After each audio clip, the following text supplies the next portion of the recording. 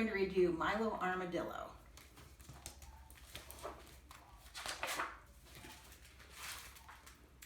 When it was nearly Tallulah's birthday, her parents asked her what she would like to have for a present. "I want a pink fluffy rabbit," said Tallulah. You'd think it would be easy to find a pink fluffy rabbit, but it wasn't. In the toy store, there was a pink elephant, a pink doll, a pink hippopotamus, and a pink pelican. "But I want a pink fluffy rabbit," said Tallulah.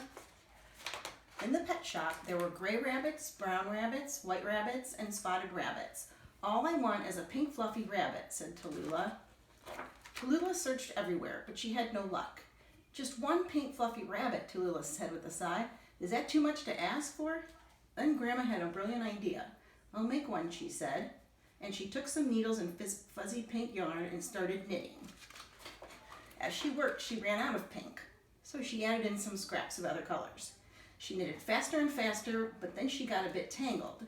There simply wasn't time to pull it all out and start again, so she kept on knitting.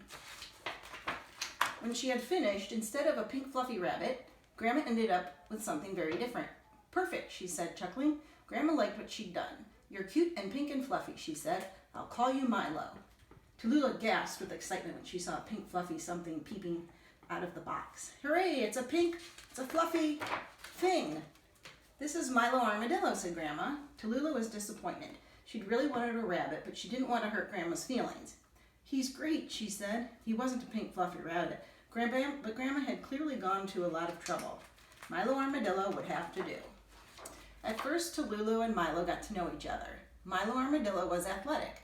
"That's good jumping," said Tallulah, "but rabbits jump higher." Milo Armadillo played funky tunes. "Very good," said Tallulah, "but rabbits only play classical music." They sailed away on an amazing adventure. "This is fun," said Tallulah, "but rabbits are excellent sailors too, you know." As the days went by, they played lots of games together and shared stories and fun. Even so, Tallulah couldn't stop thinking about pink fluffy rabbits. "He's funny looking," said Tallulah's friends, who all had pink fluffy rabbits. "He's different," they said. "He's an armadillo," said Tallulah. "He's kind of cute," said her friends, "but he's no pink fluffy rabbit," Tallulah said. Milo Armadillo heard every word. He really wanted to make Tallulah happy, so he went to the beauty parlor and asked for the works. But he still did not look like a pink fluffy rabbit. He went to the costume shop and bought a disguise. But instead of looking like a pink fluffy rabbit, he just looked silly. Milo Armadillo felt sad. He could do so many clever things, but he couldn't be a pink fluffy rabbit. It just wasn't possible. Or was it? He decided to go to Grandma and ask her to unravel him. Then she could knit the wool into a real pink fluffy rabbit, like for Tallulah.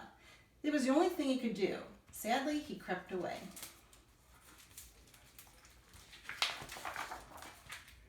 When Tallulah got home from school that day, she was bursting with things to share with Milo. But when she called for him, there was no answer.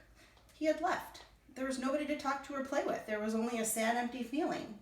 She realized she'd lost something very special.